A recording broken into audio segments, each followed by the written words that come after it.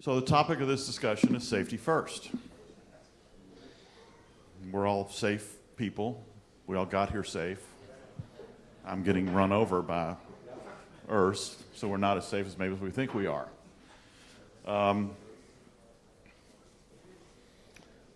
Most of you guys probably have met me at one time or another, and over the past 10 years, a lot of what I've been involved with my career that started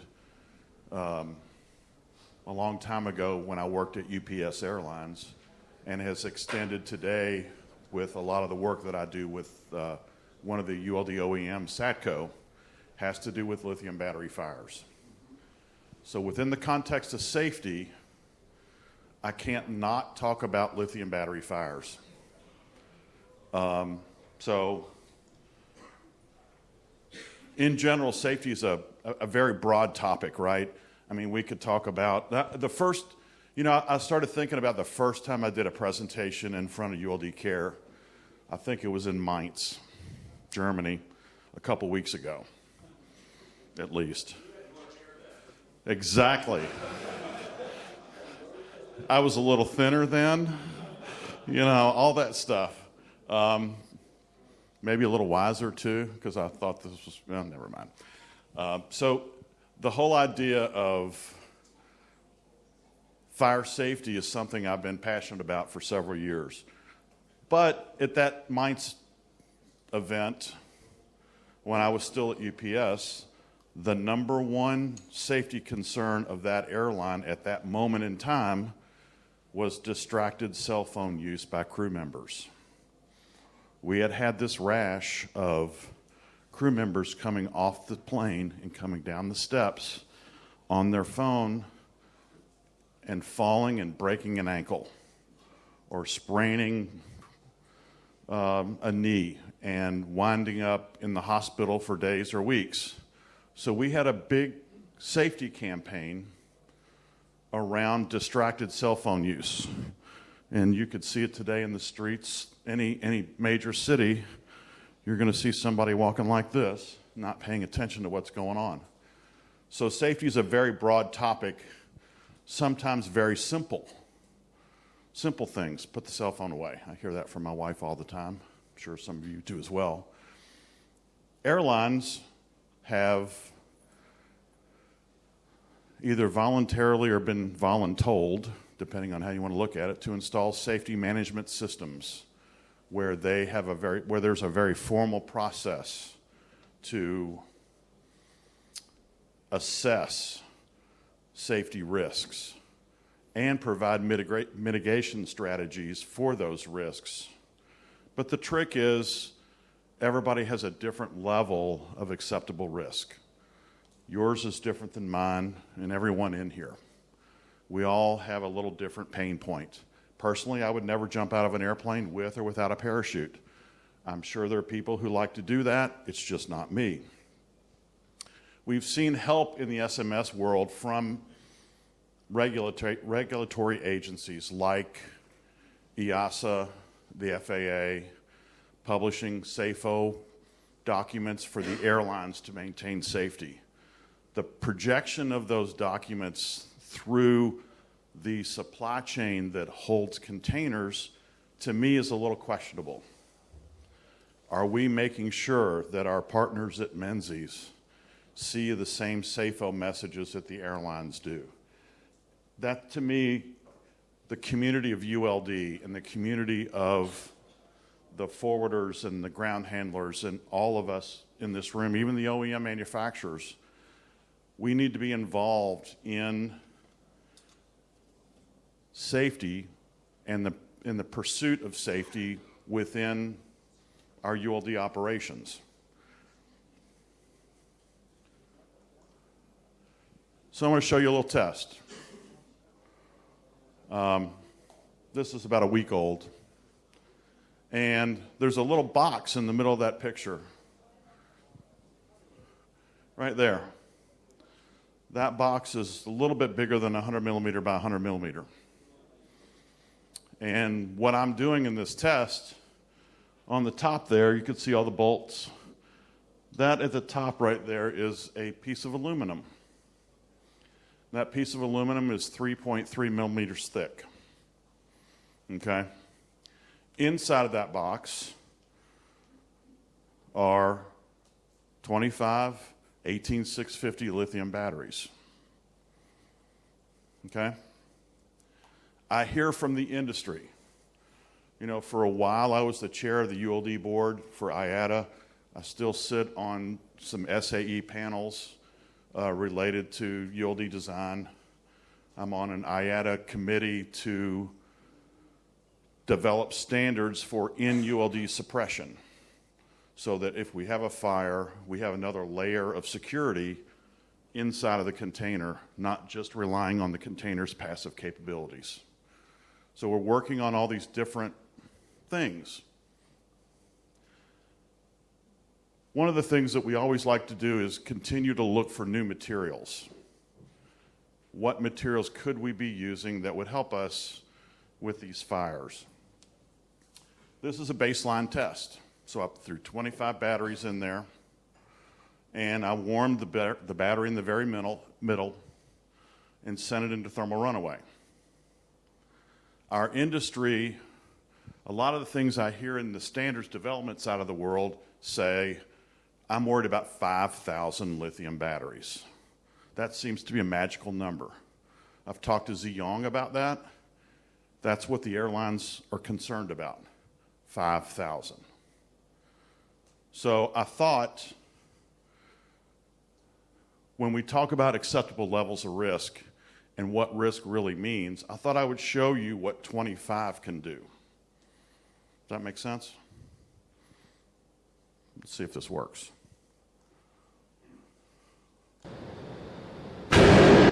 That's just gas.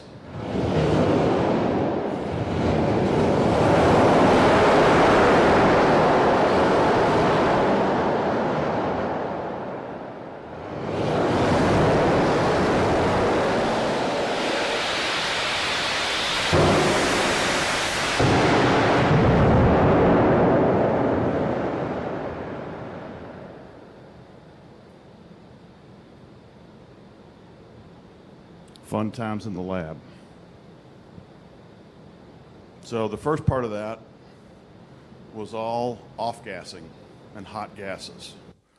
And there's a little port on the side of that box that's about that big around that we had the vent come out of. So you saw all those hot gases leave. When the gassing was over with, you saw it transition into full thermal runaway, and that was like just a big blowtorch against the ceiling, which was that 3 millimeter sheet. And it didn't take any time for 25 batteries, not 5,000, 25 batteries to blow through 3 millimeter thick aluminum, which is typically close to what base sheet is for a lot of pallets, a lot of containers. I wanted to show you this just to set the tone that we've done a lot of tests of 5,000 lithium batteries in containers. You start talking about propagation and how propagation works within a whole group of batteries, and it's not very predictable. It's like the weather. We're concerned about 5,000, and I don't know about you guys, but I think I might be concerned about 25. You know? So it's clear to me that we may need another layer of safety, either in packaging or in container design or in suppression or something to help us get over this hurdle, this challenge of lithium batteries in aviation, in containers, on pallets. So that test had stored energy of a little bit over 300 watt hours. So you just saw, you have a mental image of what 300 watt hours looks like. The typical EV battery for one car has 68,000 watt hours of stored energy. I can't even imagine what that test is going to look like. And yes, we're doing it. So stay tuned. Look outside. There'll be a plume somewhere, I'm sure. But, you know, I'm getting off my thermal runaway battery soapbox for a minute and bring us all back to this isn't the only safety risk we face. There are others. That one's a blank screen. So I want to give the floor to Bob for a minute to talk about shoring, because that's yet another safety risk that we face every day in the industry that needs some attention. So Bob? Oh, you want that? I don't have your video. Okay. Okay, yes, shoring. Certainly not as dramatic as the little video. I'm not going to show you a video of an aircraft floor that's collapsed because of improper shoring, because shoring is kind of a hidden safety risk. I don't think there are any cases of aircraft actually being damaged on the ground or in flight because of the use of improper shoring. But on the other hand, it's kind of a hidden safety, because it will constantly, if the shoring's not being done correctly, the aircraft structure is constantly being stressed, and eventually this will lead to both a safety risk and a financial cost. So the story behind this, and why is URD Care getting its fingers into shoring? Well, we have a long-time association with a gentleman some of you may know, Blair Dubois, who is the special cargo man, amongst other functions at Atlas. And Blair's also quite capable in creating apps. So way back in, I think, 2017, we sat around in a meeting in Dubai and started talking to Blair, and he said, why don't we do an app on cargo straps and the correct use of cargo straps, which, by the way, is another safety minefield. And some of you may remember in the Guangzhou meeting, which was 2018, we actually had a demonstration of an app which would measure the angle of the cargo strap, and it was the first step in that direction. Subsequently, Blair's done quite a lot of work on the cargo strap app, but it's not really reached a point of being able to show it off publicly, although it will be one of these days. But meanwhile, earlier this year, and when we were talking, he said, look, I think shoring is actually going to be a more significant subject. And I thought, oh, okay, shoring. And I agree with him, because shoring is, as I say, a hidden safety. It's not in front of everybody's vision all the time. Because when we look at the processes involved in shoring, and if you go into a typical cargo terminal situation, you'll see big chunks of wood lying around here, there, and everywhere. So there's a massive sustainability issue with the use or the excessive use of shoring. But also when you start to look more closely at the manner in which they're being used, it's this. It's, oh, well, maybe we'll throw a couple more in for luck. And this is just not the way to go. So what we've done and what I'm able to show you today, very much in its preliminary state, but it's part of the URD Care's digitalization journey. Because the more we can make these processes happen on your screen rather than in some manual that's sitting on a shelf somewhere, the better equipped the industry is to do the job efficiently, effectively, and sustainably. And that, of course, is important. So let's briefly, can we run the video, please? So this is just This is an overview of a new app in development that will automatically calculate shoring requirements. This is the main page of the app. It shows the 5 main elements of a shoring plan and shows a summary of each of these 5 main elements. The bottom toolbar provides access to a glossary for shoring terms and also instructions for how to calculate shoring in general, and also how to use this app to calculate shoring. The top toolbar allows the user to share this plan, or also open saved plans that are saved in iCloud. The first element of the shoring plan is the revision, which provides revision control. The second element is cargo, which provides the details for the cargo that needs to be shored.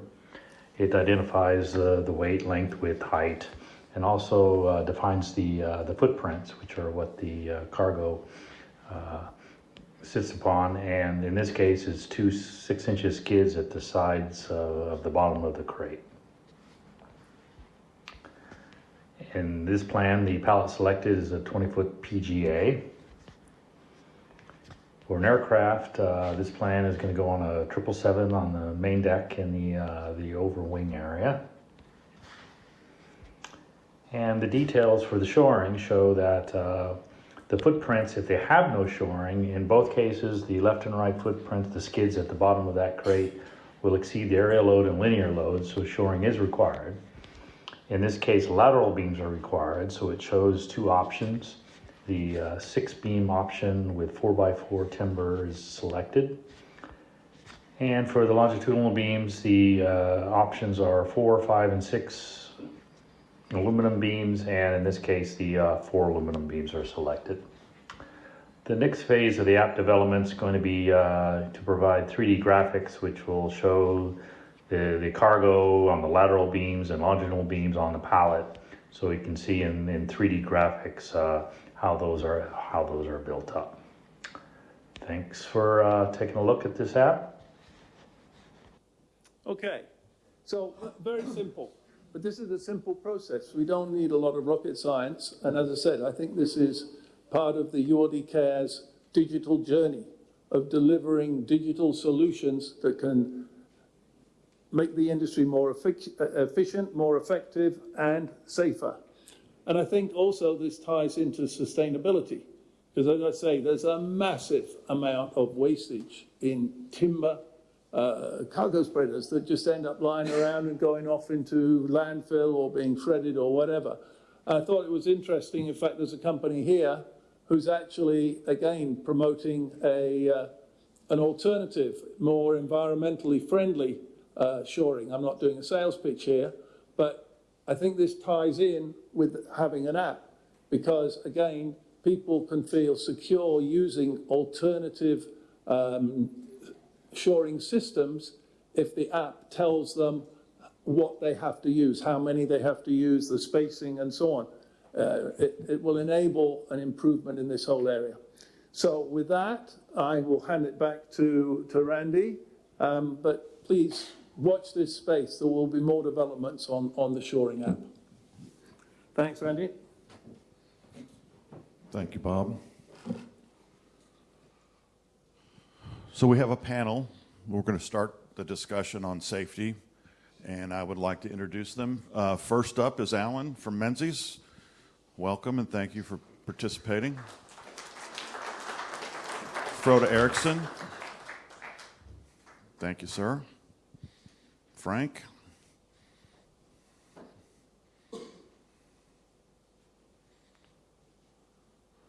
Orlando, where are you? Oh, there you are, sir. Thank you. And Jürgen, thank you for participating. So we have quite a bit of airline experience up here on the panel. We have some container experience. Let's see, Menzies. Can't think of you in the context of Menzies from your days at Cathay, so that's a little different for me.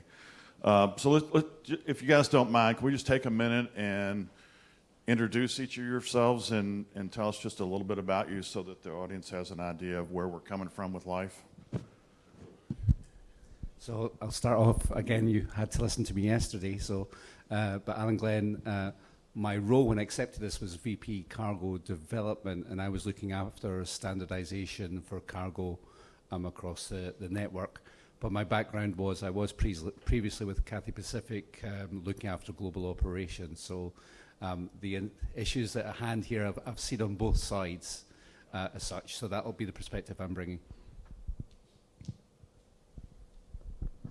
Yeah, so I'm Frode Erickson. I've been 27 years with Nordisk Aviation, one of the major ULD manufacturers. most of the time in engineering, and also with lots of experience within SAE and IATA standards, etc.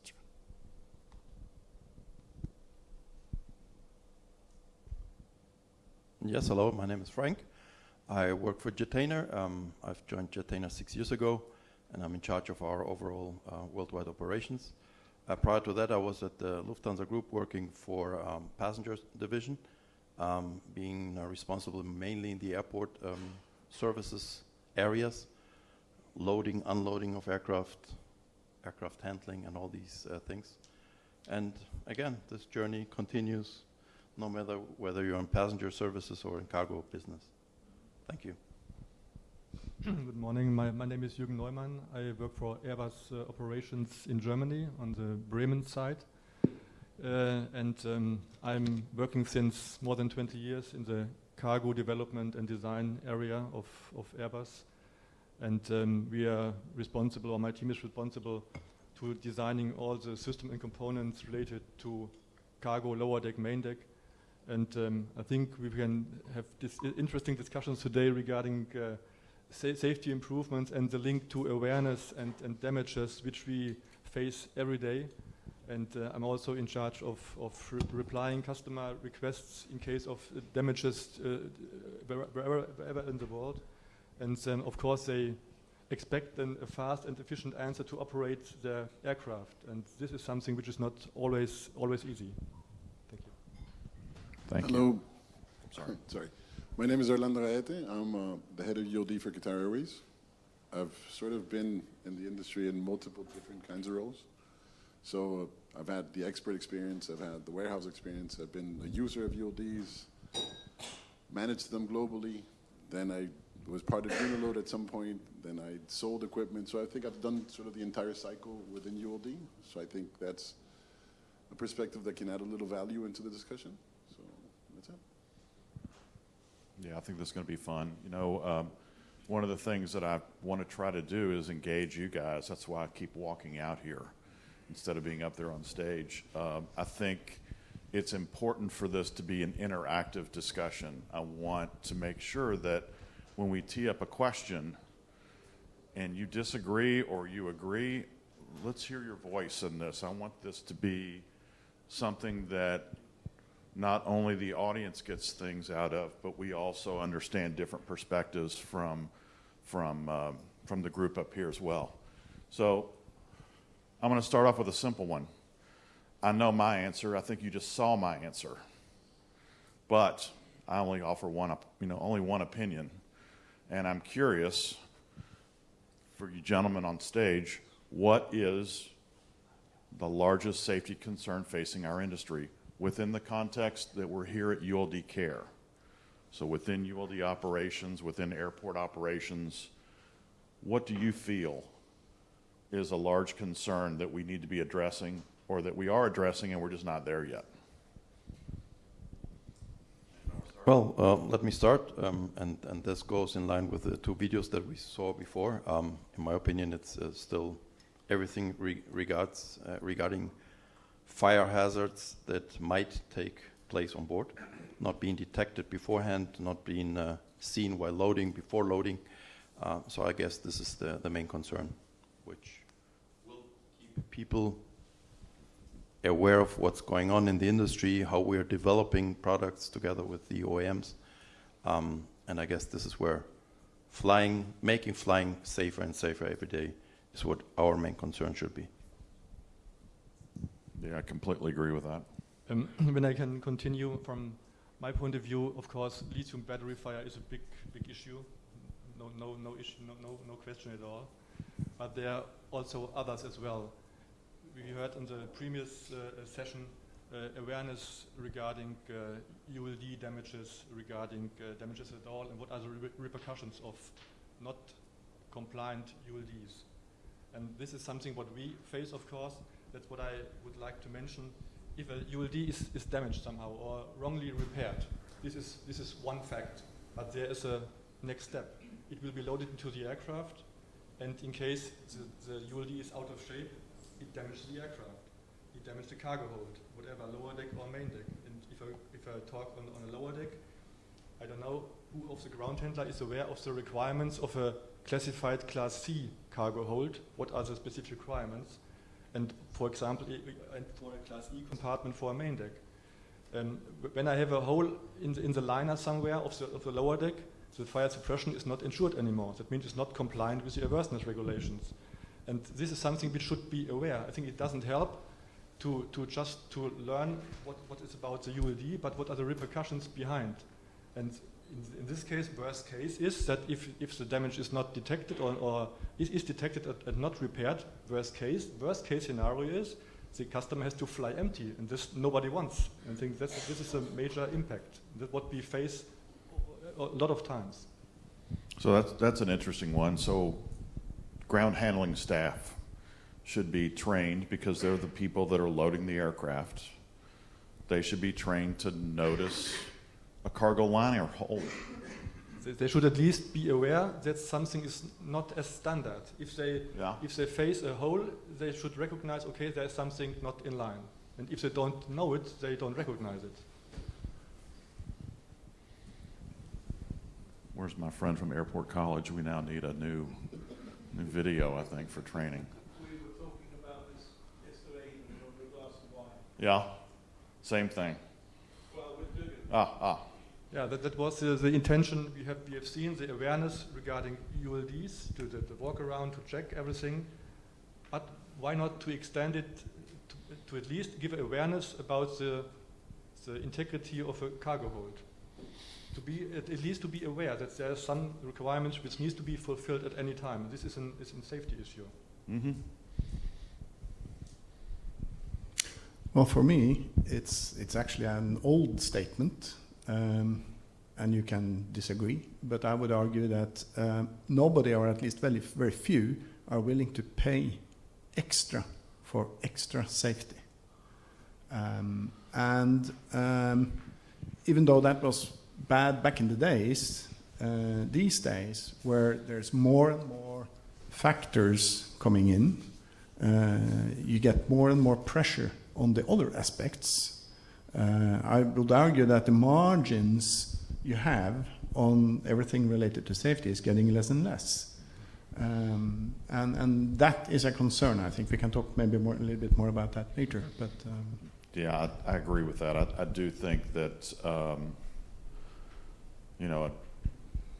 I do think that everybody talks a good game about safety, and they're willing to do what they can as long as it doesn't cost money. But the minute it costs money, you open this Pandora's box of justification, and different companies view those things differently. Yeah. I think my biggest concern is not specific areas of potential safety issues. It's actually our inability as airlines to actually bring safety down to the people that operate what we do today. So we sit here and talk about, we need to see this is the risk here, we need to regulate this, we need to over-regulate this, we need to have manuals, and our ULD regulations keep on getting larger and larger, and nobody reads it. So the thing is, our main concern is the fact that we have to simplify it so that the people that are actually building our aircraft, building our pallets, making sure that the loading sequence is there, they understand what those are and what those main concerns are. We can define as many checklists as we want, and we can have as many detailed processes and procedures for people to follow, but if they don't understand it, they're not going to comply. So I think the biggest concern about today in the industry is lack of compliance. It's lack of compliance because we have overcomplicated things with the people that actually operate it. I got to tell you, you just hit a nerve with me a little bit, because years ago I was sitting on the ramp in Honolulu, Hawaii, talking with a ground handler, and there was a row of about 40 747s. They're all made by Boeing at that time, and they all had different paint jobs on them. And the ground handler said, and every one of these companies that represent these different aircraft while they're all made by the same people and they all look almost exactly the same and they have the exact same cargo floors in them and they all have the exact same everything, every one of them has policies and procedures that are a little different. And they actually think that my crew, as it starts at one end and bounces plane to plane to plane to work each of these planes, does them each differently. We know that doesn't happen. And I agree that if we want to be safe, keep it simple, stupid, right? You know, keep operations as simple as possible and try to homogenize the aircraft operations so that the ground handlers have a shot at doing it right every time, instead of 50 aircraft, 50 different procedures, 50 different ways to load and unload the exact same airplane, which is where our industry has gone at some point. And you need to understand that there's different profiles in the industry as well. I mean, all of us here, it's very easy for us to define processes and procedures at a desk where we understand and we read and we have time to do everything else. But most of the guys that are actually operating and building up and doing everything that we do for the cargo movement, dude, some can't even read. I mean, to be honest. You know, and it's, how do we make that person compliant? How do we simplify it to such a point that these people can actually comply to what we have to? If you give them a manual with 700 pages, nobody's going to comply. I mean, training, defining training, what? Keep him in a room for 2 months so that he can actually understand everything that he won't, because he really focuses on putting a box on top of the other one? We used to call something like that death by PowerPoint. You know? Yeah. Yes, sir. Yeah, I know we're probably not at the question portion of it, but just anecdotally, as an industry, we have an issue because we have a very transient workforce. The way I look at it is, using the sports analogy, you can't take a team to the Super Bowl if every day you're trying to teach them blocking and tackling. And that's what we do. We have an industry where our personnel are transient, in whether they're GHA, GSA, or core airline employees. They have opportunities to bid out every 6 months. It takes them at least 4 months to really understand what they're doing, and then next 2 months they're looking for their next job.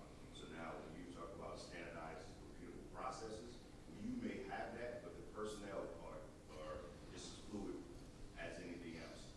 So that's really the things, some of the things that we have to focus on.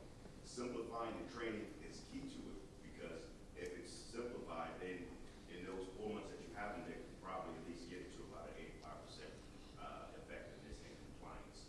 But the way we do our industry, kind of we are actually exacerbating the situation if we allow that constant change, or we're changing our contractors on a constant basis. So reaching that 95, 98% compliance is very hard, just because of how we set up the industry itself.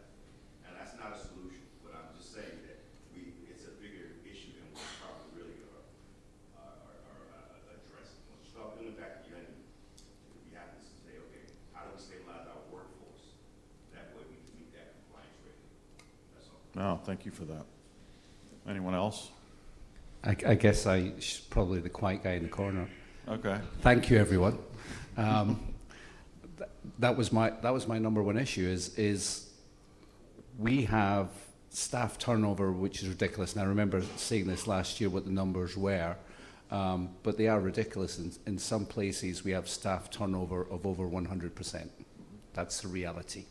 That's the type of industry we are. We're a commodity industry that is handling multi-million-dollar pieces of equipment with human lives on board.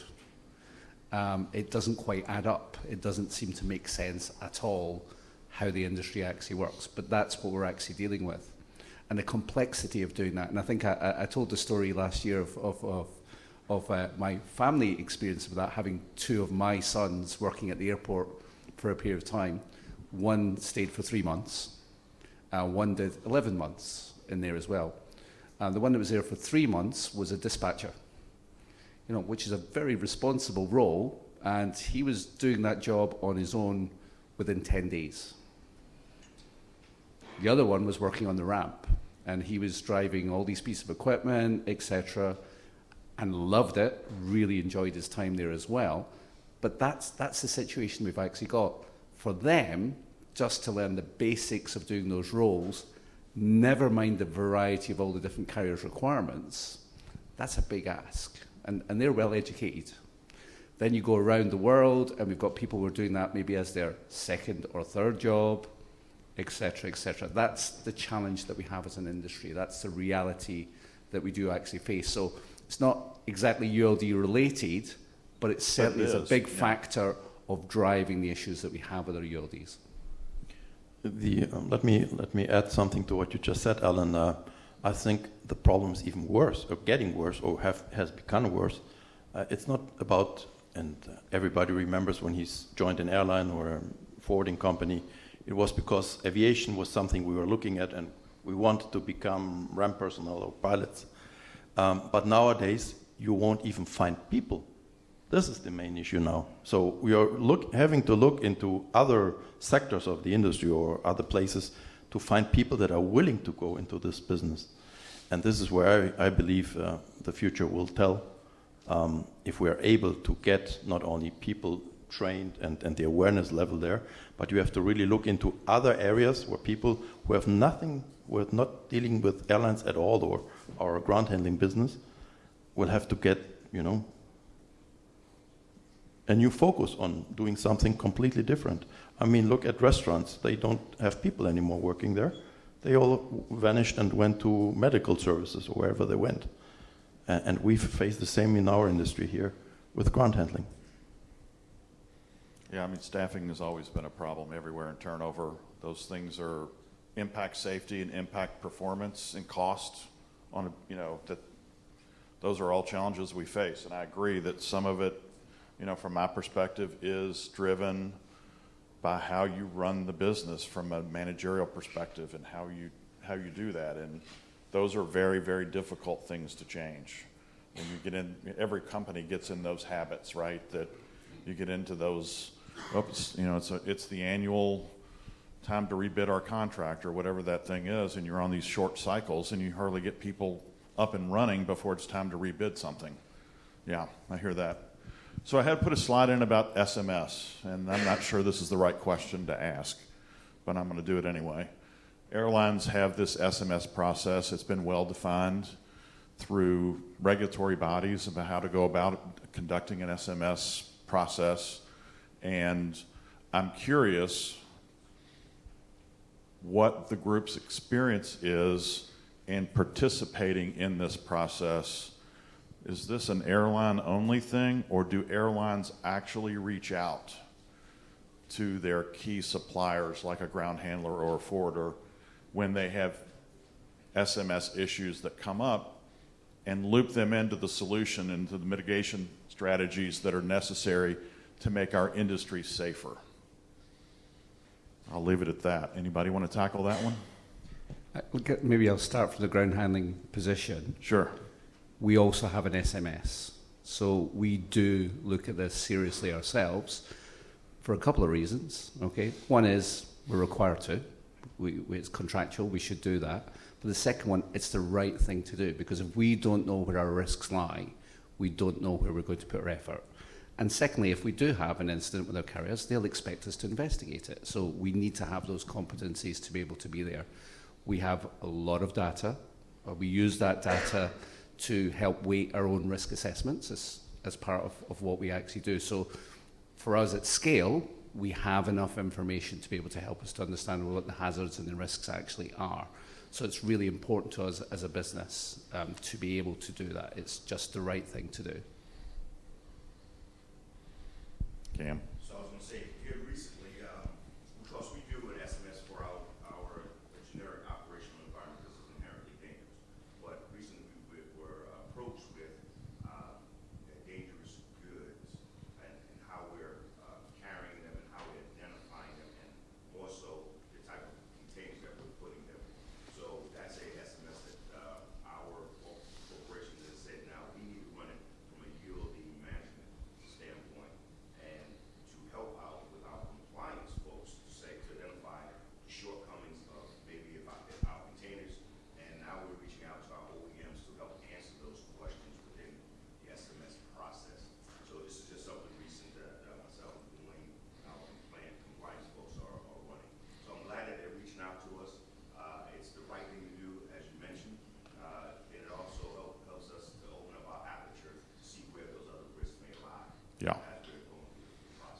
Yeah, speaking from my current seat with an OEM, we only know what feedback we get from our customers.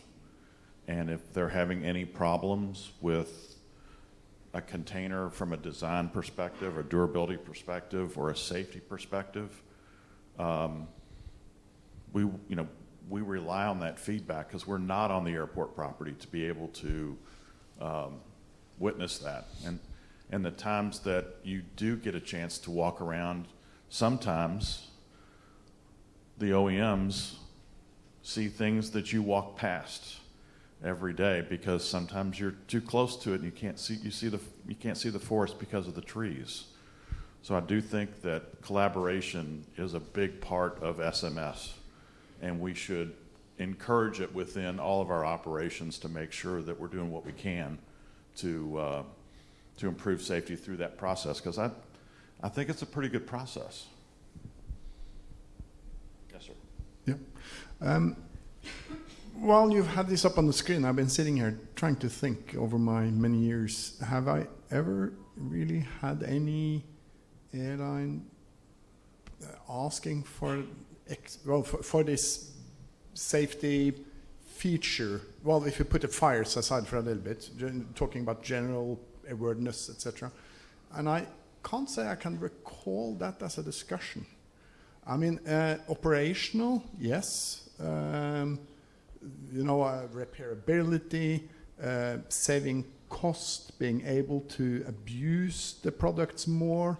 So, stuff like that has been a discussion. But, for example, I'm not sure how many here have seen how these tests are tested to pass the ETSO or TSO requirements. But typically, we put tons of load into the containers to kind of simulate what happens during a turbulence, for example. And I've never heard somebody ask for, can I have a bit more load so it's even safer, for example.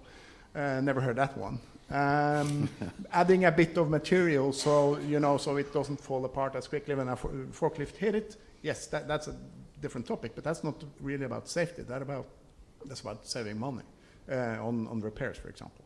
So not really. And if there's been some kind of incident, then we as OEMs are contacted, yes. But that's typically because FAA or EASA have had an audit or a finding or something like that, and they've been caught at something. That has also happened, but not proactively as such. I can't remember that. Yeah, I'm not well, the first thing that came to my mind when you said that, there was and to your point, I think safety things raise their head when there's an incident, right? I mean, it's hard for me. I'll give you an example. It's hard for me to walk past a container and say, wow, that pull strap is too short. Because when I'm pulling on that container and I'm this close to it, I'll have a foot injury. So I must lengthen that strap. But if you, through SMS, learn that you've had 25 foot injuries in the past month with this new container design, and you go look at it, and they're like, well, this strap is kind of short. And then you have an ergonomic study done, and the ergonomic study says your strap optimally for this height and this type of container should be this long. Those are the kind of things that at one point I would feed back to OEMs and say, hey, I need a longer strap on this container just to make it safer during transport for the people that handle the container. But in its essence, it all starts with an injury or two or three in order for you to catch your attention and actually do something. But I agree, it's very rare. It also depends on what you want to report.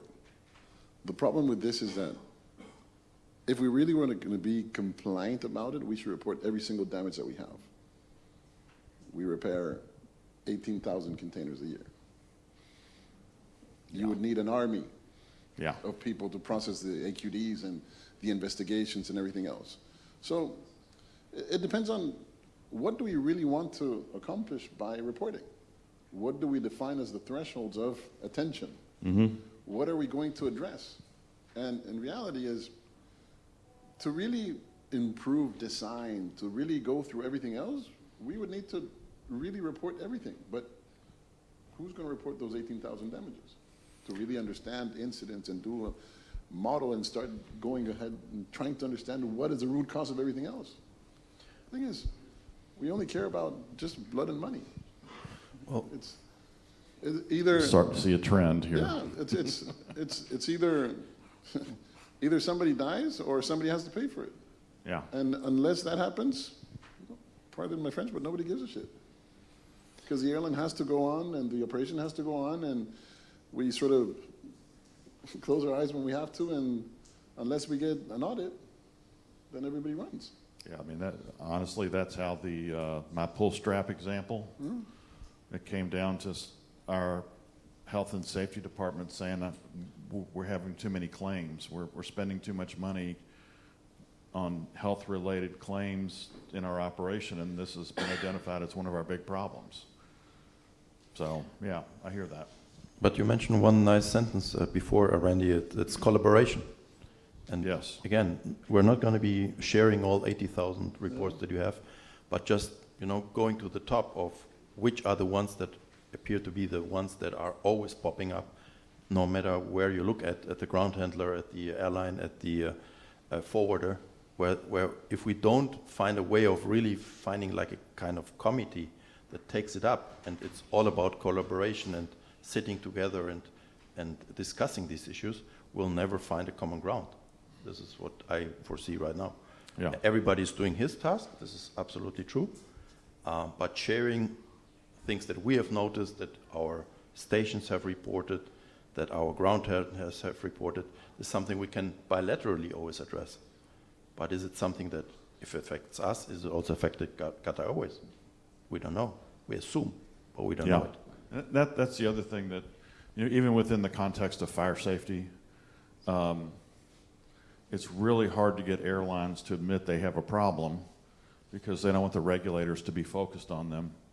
And it's really hard for an airline to even call another airline and say, hey, are you having problems with this, to have a collaboration. I mean, there have been, I don't know if anybody's familiar with the TRIP program. There's a program that was started that anonymizes all thermal runaway battery incidents. 20 airlines are participating in it. It's totally anonymous. If you can get a hold of the data, I strongly suggest you try. If you're an airline and not participating, I strongly suggest that you get into that, because it is a way not only to understand what's going on in your operation, but what's going on in the aviation community in general. And the last report that I saw, which was an annual report produced last fall, for the 20 or so member airlines that are participating, they report an average of 2.3 thermal runaway events per week in aviation. So and that could be somebody's cell phone in first class that goes into thermal runaway. It could be undeclared mail in the cargo hold. It could be anything. But the airlines that are participating are the only ones that get the data, and the number's about 2.3 right now. Yes, sir. Can you say again the website? Oh, it's called TRIP. It's the Thermal Runaway Incident Program. It is hosted by underwriterslaboratories.org.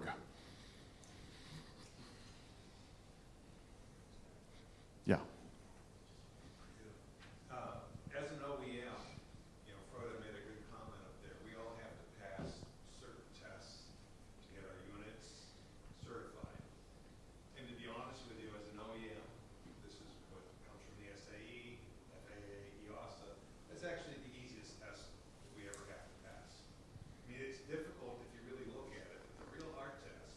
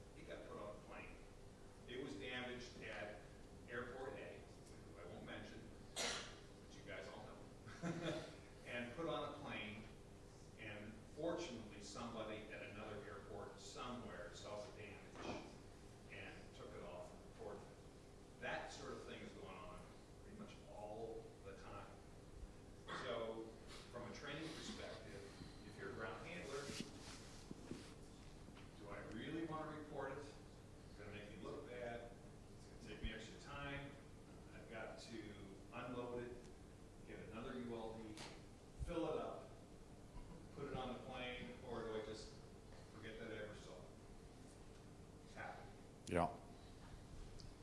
Maybe can I add some statement regarding aircraft manufacturer? If you talk about communication, when we receive damage cases, we are communicating with the airline only via customer service from Airbus side. And if you have an incident or a damage case which is airworthiness related, we are always asked to create a kind of in-service occurrence to find the root cause of this damage, to help to improve it for the future, to avoid this kind of issues. And in very few cases we have a feedback from the airline about the root cause, because this would help us to assess and to get rid of this specific case. Maybe we can improve some design, whatever, in the cargo hold. But if we don't know the root cause exactly, it's very difficult to react. And in the most cases, we never get any feedback about the root cause. And this would help us a lot to improve. I believe that there's a trade-off needed between liability, who is to blame, but not to blame in terms of you did it as a ground handler, but also the necessity of making sure that a person who does a mistake or damages a unit or detects a unit, that person doesn't get the feeling that I'm getting fired because of that. And I think this is where most of the incidents that happen are not being reported because of the consequences that these people might fear or feel.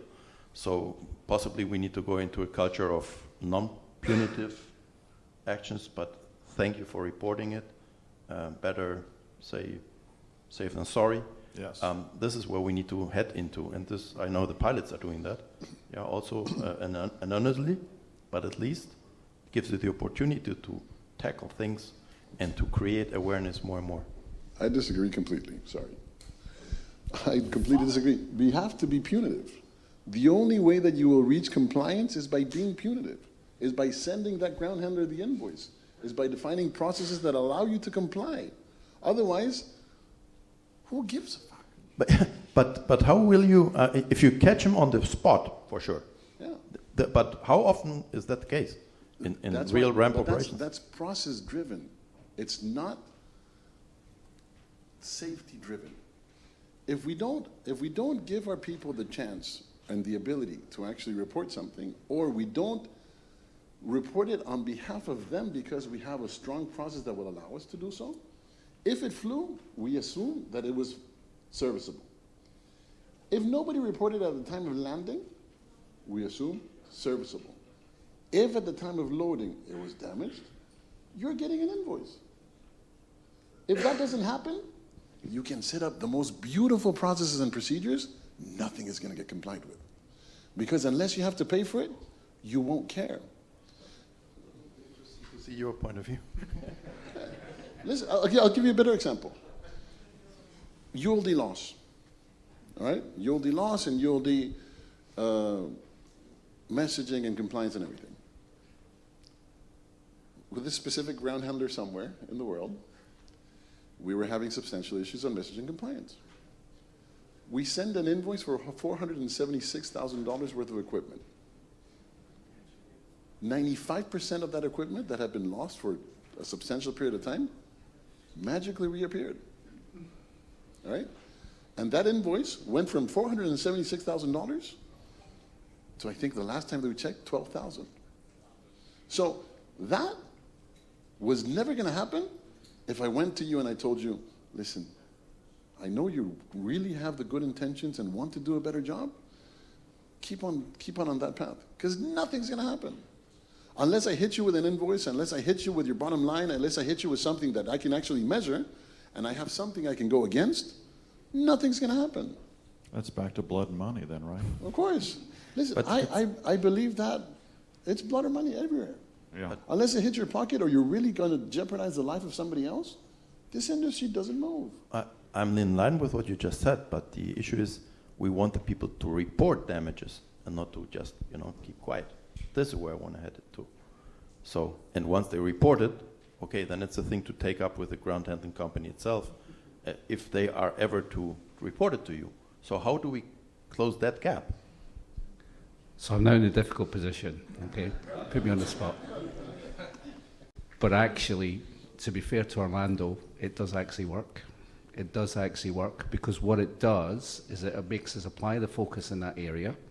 And it's a process because we start off with the discussion about how many units, the that's the attention circulation. getter, right? The Yeah, bill no, is the attention it's getter. it's not about the punitive, it's about improving the quality of the game. And we understand that together. We work very closely on this. So it does actually work. It really does. We do have a just culture policy. But again, this person yesterday was at the bus stop.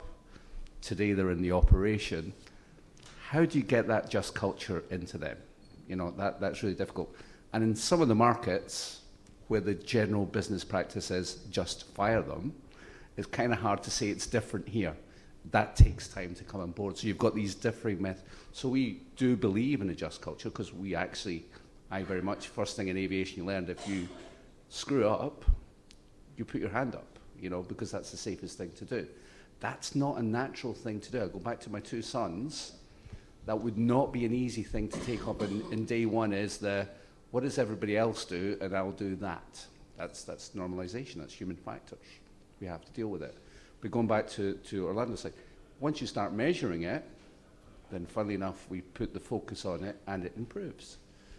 So not comfortable, it's a big gap, but it does improve the game. And generally, to be fair to Qatar in this case, we always work together on these things. It's a partnership. So we get the big list of all the issues we investigate through them, and it improves. And there'll be a little bill at the end, but there's a change in behaviour. And it has to do with visibility on one end, and also there has to be a shame and blame sort of portion to it. Otherwise, nobody's going to want to go for it. So I think the shame and blame is probably more at the management level, is more important. That's the key thing. The thing is, it's how are you managing your business. Not the operative. The thing is, unless management sees it, they're not going to care about it either. So you can't just attack it at the operational level. You can't just attack it at the management level. You have to go through multiple different layers to be able to really comply. So the guy that's operating the forklift doesn't really care whether there's a cost associated to it or not. All he cares about is his job. What we do around that forklift operation has to come from management and whatever training component that has and whatever, because it is management that understands that unless I am able to work with these people to change that process, I'm going to be hit with something, which is either an invoice, a contract termination, or whatever it is. So it's about, I think it has to do with setting the right incentives or setting the right framework for collaboration. And that framework has to be, above all, with the right framework for visibility to see what those issues are. As long as we agree on what KPIs we want to measure, as long as we agree what's going to happen when you deviate from that, then that's what drives change. Saying we want to be safer, saying we want to do this without real measurement or real sort of a scheme behind of what's going to happen if you are not, then it just doesn't work. Okay, so I need to ask one final question. I'm getting the hook to stay on schedule here a little bit. What can this organization do? What can ULD Care do to promote, improve safety in our operations? What can we do? You can invoice, you can get somebody's attention, get things fixed. Airlines can do lots of things like that, right? I mean, but it all comes, kind of like in Blood and Money myself. I mean, I've heard it a few times here today. That seems to be the big attention getter. A lot of other things that we do, the polite phone call may go unresponded to or unanswered. But as an organization, promoting awareness, training, we've talked a lot about training over the last day or so. What is the key thing that our organization collectively can work on and move towards to improve safety? Anybody want to tackle that one? Enhanced contracts. Say again? Enhanced contracts. Enhanced contracts. lobby for the improvement of the GHA contracts into not being so vague. Actually making, we will have the best effort or run the best thing to this, to our best interest. It doesn't work. You will be charged, period. You will pay for this, period. That's what we need to do to drive compliance. We can sit here and think about all multiple great ideas of how rainbows and unicorns fly, but it's not going to help unless you have something in paper that says this is going to happen, contractually this is what you have to do, and this is what we agree upon that the industry has to do.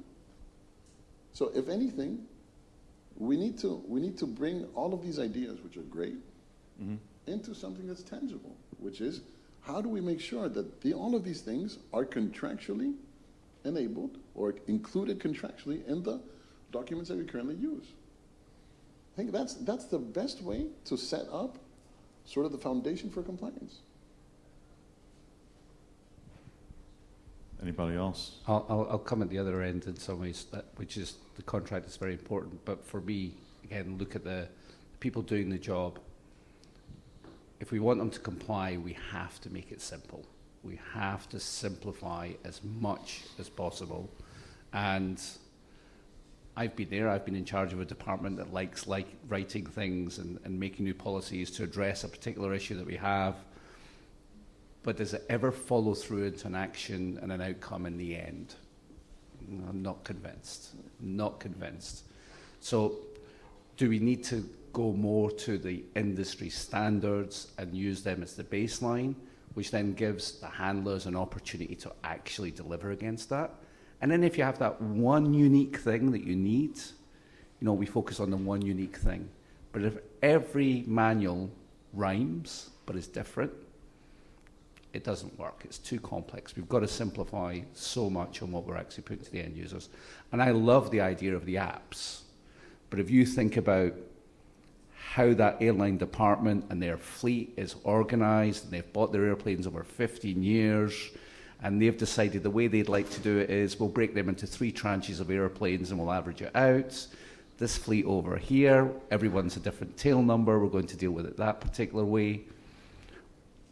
We're never going to get to the ops manual and work that way. It's never going to work. So if there's a flow through of data from the OEM through an app that tells you what you have to do, cut out the middleman, the carrier, that would be fantastic. That would be a game changer. Is it likely to happen? I don't know. There's too many interests. The thing I think there's 2 worlds which don't go hand in hand today, which is compliance is black or white. Either you comply or you don't. Our contracts are not. And the thing is, when we go into the clause analysis, you guys have participated in multiple meetings just like I have, where we sit down and spend half a day defining whether the clause should be should, could, would, shall, or whatever the word of the day is, And so there is, on that meeting and those documents, there's, out of the 100 pages that we do, 98 are recommendations. So if we want to move into something that is compliant, that is black or white, we need to be black and white with the clauses that we structure within our contractual agreements. Because otherwise, room for, room for interpretation, is the enemy of compliance. Because you're going to find a loophole to say yes, but I'm going to do my best effort, but what is that? What is best effort? How do we define it? How do we measure it? It's different than you then. Yeah, it depends on what I see. And not only that, but then we fly to 165 different stations. So what is that best effort across the 165 different ones? So the would, should, shall has to be eliminated. The whole recommendation, we either make it a rule or we don't. And I think that's the path that we should follow, And I think that's where we can add substantial value, is what do we want to define as really the path to go versus how many pages do we want to fill in a manual with just recommendations of what it should be? It should be this, but then do I have to comply or I don't? It should look this way. Do I have to buy it or I don't? Right. You know, If so you it's- give that latitude, Yeah. it's never going to work. then it's very hard to build a framework of compliance. I think that's the main issue that we have today. We have too many shoulds. Yes, sir. Yes. I think we're doing a lot of the correct things already. And I think maybe the most important thing we do is to keep it on the agenda and keep pushing on that subject, because a lot of important work is being done by EASA, FAA, SAE, IATA, etc. But that's looking at very narrow aspects. We're the only forum that looks at kind of the broader picture. And as Bob mentioned yesterday, you know, back in the old days, containers weighed 120 kilos. The only focus was really functionality, although functionality was, you know, doors, it was repairability, stuff like that. Then weight came in, a big focus, cost even more than before, you know, like 20, 30 years ago. Fires now are, you know, gaining momentum. We heard it yesterday about sustainability. So suddenly you want the containers to biodegrade at the same time as EASA is adding degradable requirements to the TSO. You have a lot of things working against each other here. And I think so what we have to do in this group is just to have, you know, raise that safety flag and make sure that it's not forgotten. You know, as we get more and more of these other factors that are also getting important. Because those other factors are possibly affecting the economy more. It's easy to weigh a container. It's easy to see how much you pay for it. But it's not easy to see how safe it is. So I think that's maybe the most important we do here. And I remember what you just showed us yesterday, Bob, one of your slides. There's this sustainability, digitalization, training, and safety. And safety was some kind of like in the middle of it, but in my opinion, it belongs to the top. So we always need to say safety comes first, second, and third.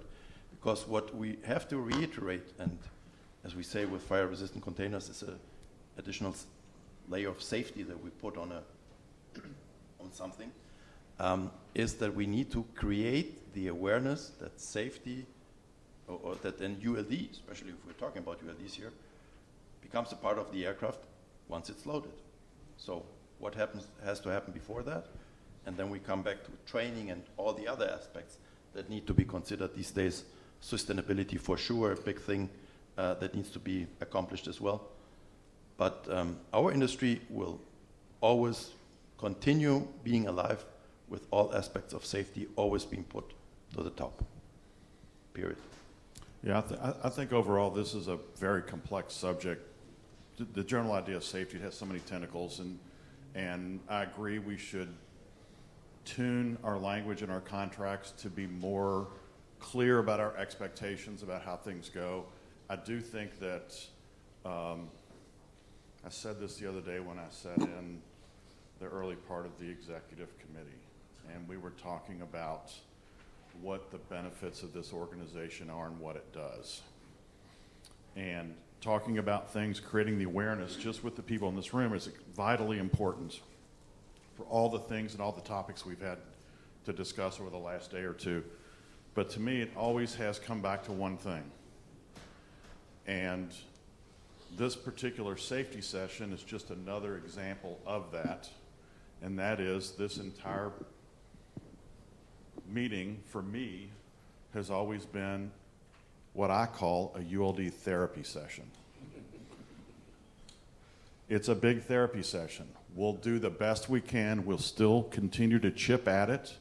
I want everybody to always be thinking about what the next thing is that we need to be working on to stay safe, to keep our people engaged, to keep them trained, and what our organization can do to forward all of our interests, especially within the context of safety. So I'm going to terminate this therapy session on safety by thanking our panelists for their insight and thanking them for their honesty.